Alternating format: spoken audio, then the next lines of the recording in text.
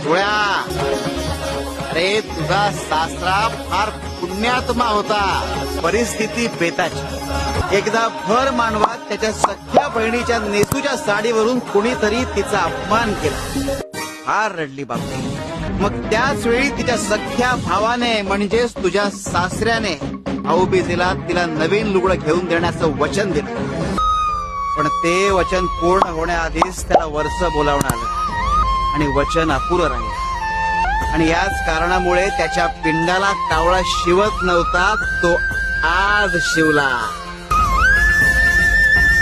कारण काल रात्री एका स्त्रीला आम्ही नवीन लुगडं आणि करंडा देऊन त्याचं ते वचन पूर्ण केलं.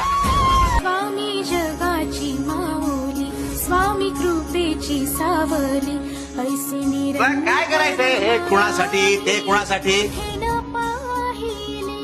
काय आहे आमच्या एका भक्तासाठी? आनंदाचे जे तुझं देणं राहिलं होतं चरणी ते आम्ही तुझ्या या मानलेल्या मुलाकडून पूर्ण करून घेतलंय. आणि म्हणूनच आम्ही नवीन लुगडं आणि कुंकवाचा करंडा मागवला होता.